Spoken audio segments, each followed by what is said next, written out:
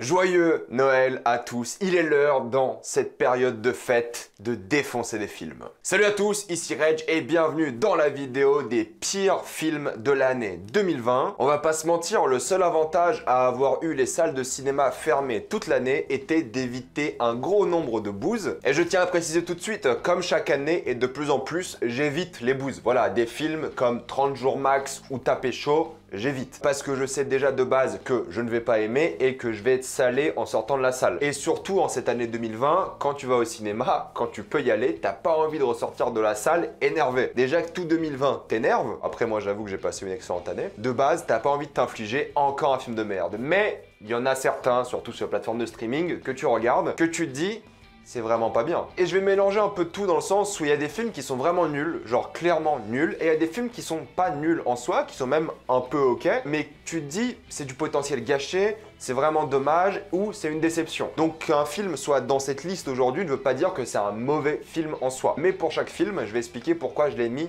dans la liste. Évidemment, c'est une liste totalement subjective. Je vous conseille de mettre dans les commentaires votre liste des pires films de l'année. J'ai envie de commencer avec un film qui mérite peut-être pas d'être dans une liste des pires films de l'année parce qu'il n'est pas le plus horrible, mais c'est le film Bronx d'Olivier Marshall. Pourquoi je mets Bronx là? C'est que c'est le genre de film que tu regardes et t'oublies instantanément. Littéralement, tu l'as vu, tu dis qu'est-ce qui s'est passé? Rien n'est excitant dans le film. C'est une succession de clichés, de caricatures. Pour vous dire, Caris joue dans le film. Il est pas mauvais. Pourquoi? Parce que personne n'est bon. Tout le monde surjoue. Personne n'est impliqué. Ça se ressent, mais de partout. Et il y a quelques beaux plans, d'accord, dans le sud de la France. Il y a quelques petites idées de mise en scène. Mais globalement, c'est l'un des films les moins excitants du metteur en scène, qui a quand même fait 36 quai des Orfèvres, Les Lyonnais, qui sont des thrillers, des polars, voilà, que j'aime bien, qui sont sympas. Mais celui-ci, je vois pas l'amour derrière, je vois pas vraiment ce qu'il y a eu d'intéressant pour faire ce film, pour l'écrire. L'histoire n'est pas intéressante, la mise en scène n'est pas intéressante, c'est un film très chiant. Si vous avez vu un film d'Olivier Marshall, vous avez vu celui-ci, c'est un film qui te fait littéralement perdre du temps. À la fin, tu te dis, mais pourquoi j'ai regardé ça, quoi? Ça ne t'apporte rien.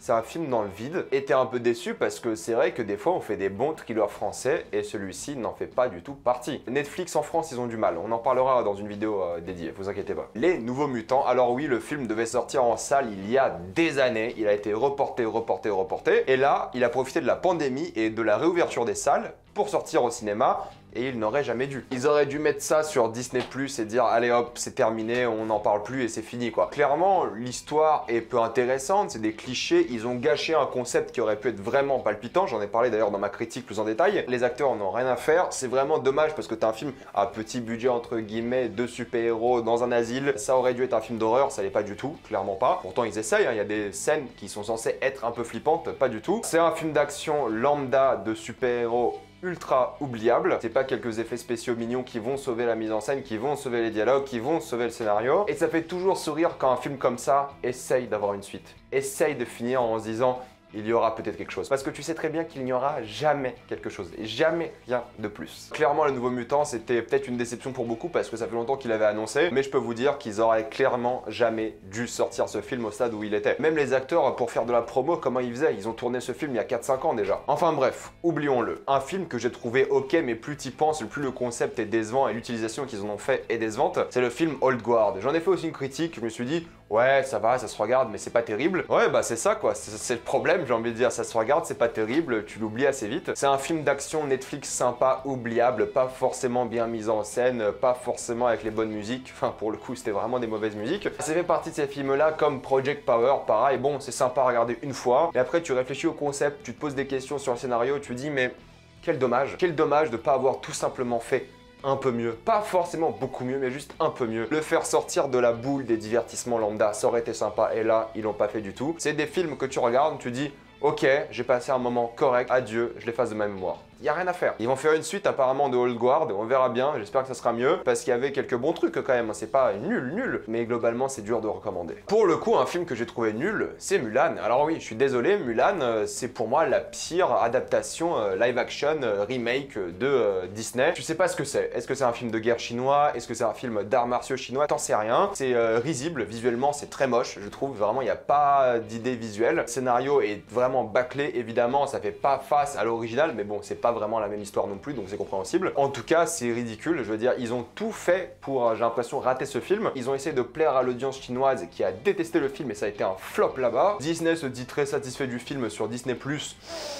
Pas très sûr, je sais pas pourquoi ils disent ça, mais bon, ils ont pas donné de chiffres ni rien, mais ils se disent satisfaits. Bah écoute, s'ils se disent satisfaits, c'est-à-dire que tout va bien, n'est-ce pas? Rien ne va, pareil, j'en ai fait une critique pour plus de détails, mais j'ai pas du tout aimé ce film parce qu'il y a rien qui était bon, quoi. C'était clairement fait pour les enfants, mais beaucoup trop, alors que d'habitude, les films Disney sont faits et pour les enfants et pour les adultes. Là, c'était clairement pour deux audiences, les Chinois et les enfants.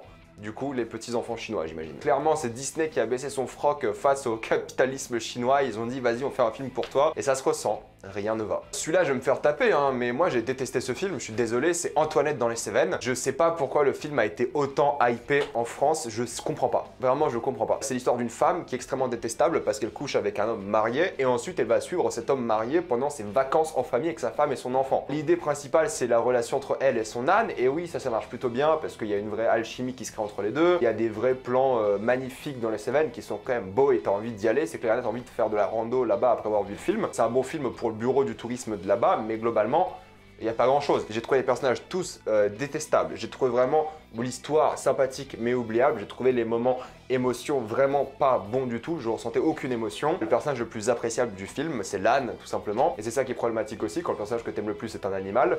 Bon, voilà, c'est compliqué. Pour moi, c'est au niveau de beaucoup de mauvaises comédies françaises. Ça reste mieux quand même, parce qu'il y a des idées de mise en scène, de photographie, tout ça. Mais globalement, je suis sorti de la salle énervé, quoi. Je comprenais pas pourquoi tout le monde aimait ce film. J'ai l'impression d'être passé à côté d'un truc. Et pour moi, il mérite cette place ici. C'est pas le pire film non plus, mais c'est pas bon, quoi. Pour moi, c'est vraiment pas bon. Celui-ci, quand même, dans Déception, même si c'est loin d'être un mauvais film, c'est Tenet. Voilà, soyons honnêtes, moi, je l'ai trouvé décevant. Pour moi, il y a pas grand-chose qui marche, clairement. J'avais vu la vidéo de Honest Trailers qui disent c'est pas Nolan à son meilleur, mais c'est Nolan à son plus de lui, quoi. Il y a tellement de Nolan dans ce film que ça devient pas bien, quoi. Clairement, Nolan, je pense qu'il est meilleur quand c'est pas lui qui scénarise ses films, voilà, quand c'est quelqu'un qui l'aide, comme son frère, là, oui, je pense que il fait des meilleurs films. Il est bon dans la mise en scène, il y a pas de souci, voilà, c'est un bon metteur en scène, je vais jamais dire l'inverse, mais l'histoire, elle a aucun sens. L'histoire n'a aucun sens pour moi. Alors, j'ai vu des vidéos analysées, des trucs comme ça, mais ça suffit pas, quoi. C'est pas parce qu'il y a des références au carré magique, des choses comme ça que le film est bien. J'ai fait 2 vidéos sur Nolan, je vais pas rentrer dans le débat ici, mais c'est un film sympa, qui est visuellement ok, qui a de bonnes idées, des choses comme ça, mais globalement, en scénario,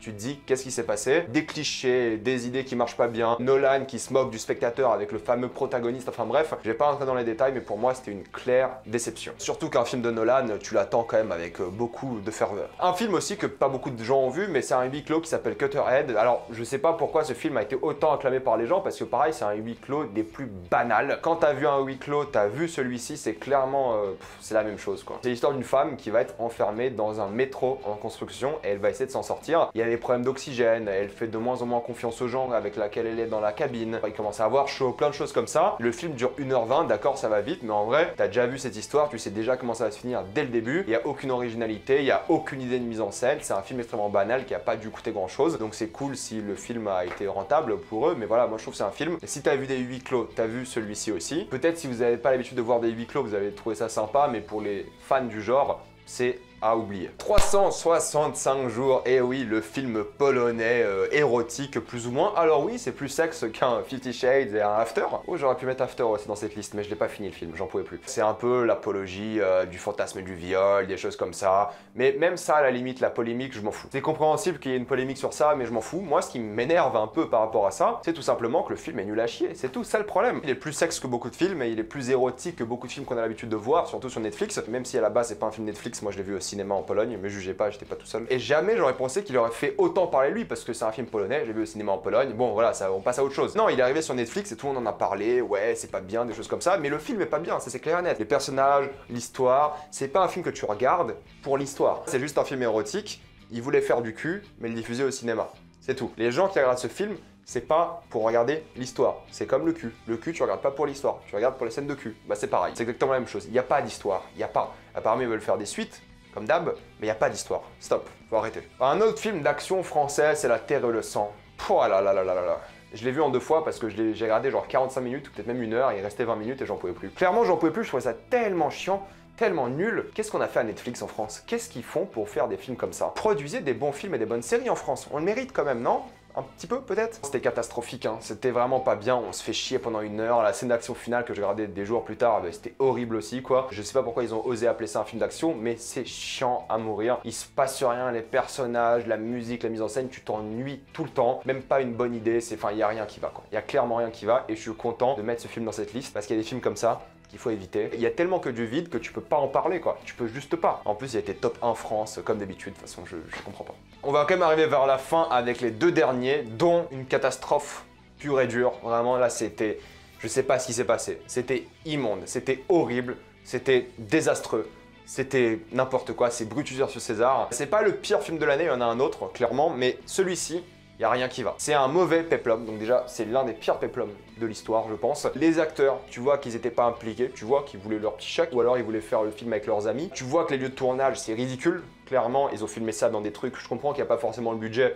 Ça a coûté 8 millions quand même. Le salaire des acteurs il coûte cher. Il n'y a pas forcément le même budget, des choses comme ça, mais il n'y a aucune idée de mise en scène. Pourtant les films de Kéron, moi je les aime bien. Moi j'aime bien Kéron aussi, même si depuis que je clash son film, je crois que lui m'aime pas. Et il m'a d'ailleurs envoyé un message vocal que j'ai jamais écouté, parce que je m'en fous. C'est pas sympa, mais juste m'en fous. Quand tu fais des films nuls, faut assumer les critiques et pas se mettre dans une boule. Voilà, c'est comme ça, c'est la vie d'artiste, ça arrive. Des fois tu fais des mauvais films, des fois tu fais des bons films. Ça arrive, Kéron, tu vas t'en sortir. Hein. Sois juste un grand garçon, sois fier, garde ta dignité et ça ira bien. Déjà, sois heureux qu'Amazon ont voulu reprendre ton film qui allait bider au cinéma. Sois heureux. Pour moi, c'est un succès. Il y a rien qui va, l'humour est ridicule. Je sais pas ce qu'il a fait Kéron parce que pour le coup Kéron, il a fait des bons films. Il a fait des bons films, il est drôle, il a de bonnes idées et là clairement il a chié dans la colle. En plus je me rappelle, il avait hypé son film à l'époque sur Instagram et tout. Ouais, Brutus sur César, il avait mis comme ça juste le titre sur il avait caché avec sa main le reste. Ah, il aurait dû cacher le reste tout court hein. Jamais le sortir, le cacher à vie, brûler le scénario et en écrire un nouveau bien. Moi j'aime bien les péplums, c'est un genre que j'aime bien mais il faut du talent pour le faire. Et là clairement Brutus vs César, ça va être rappelé comme l'une des plus grandes bousses de l'année et l'échec du cinéma français. Le cinéma français peut faire d'excellents films, Le Portrait de la jeune femme en feu, Les Misérables. Et de l'autre côté,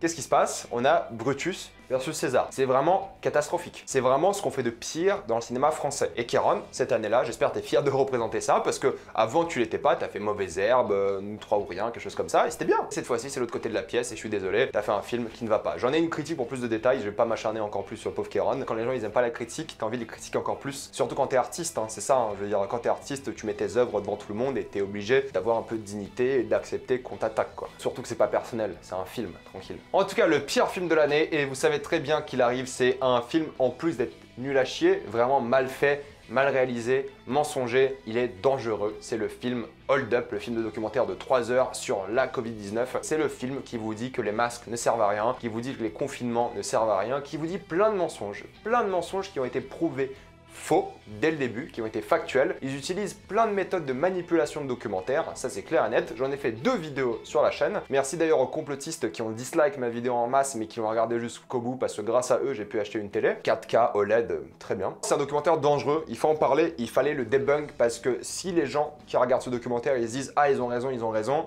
on a un problème. Faut pas non plus bannir le documentaire mais faut éduquer par rapport à celui-ci parce que le documentaire ne fait que mentir. Il y a rien, peut-être pas rien mais il y a quelques trucs véridiques. Mais c'est de la démagogie quoi. Mais le documentaire a été malin. Voilà, la manière dont ils l'ont fait, ils ont été malins, pas dans la mise en scène ou des choses comme ça, mais la manière dont ils ont fait le marketing du documentaire, très fort. Très fort. J'ai pas envie de m'étaler là-dessus pendant des heures, mais c'était dangereux. Voilà, clairement, c'est dangereux comme documentaire. C'était un danger public parce que ça peut tuer des gens, ce documentaire, littéralement. Si les gens se disent je vais arrêter de porter des masques à cause de ce documentaire, ça peut tuer des gens. Et des documentaires comme ça sont très dangereux. Donc je n'irai pas l'écouter, je n'irai pas entendre les arguments sans aller voir du debunking après parce que tout est faux. Quasiment tout est faux. Il n'y a rien à sauver dans ce documentaire-là. Même les intervenants, il y en a qui ont été mis en asile après, du moins en institut psychiatrique. Il y en a qui se sont complètement déresponsabilisés du documentaire. Enfin bref, personne n'assume ce documentaire sauf les complotistes qui l'ont regardé et financé. J'ai envie de m'arrêter sur ça pour vous dire que des fois les documentaires c'est bien, mais ils peuvent être dangereux, ils peuvent influencer des gens et dans ce cas précis là du Covid, qui est quand même dangereux et qui a changé notre vie pour toujours, ça peut tuer des gens. Donc des documentaires comme ça, faut faire très attention et il est aujourd'hui dans cette place du pire et évidemment ne le regardez pas ou si vous le regardez, bah regardez plutôt des gens qui le débunkent directement. Perdez pas 3 heures de votre vie sur ça, c'est 3 heures,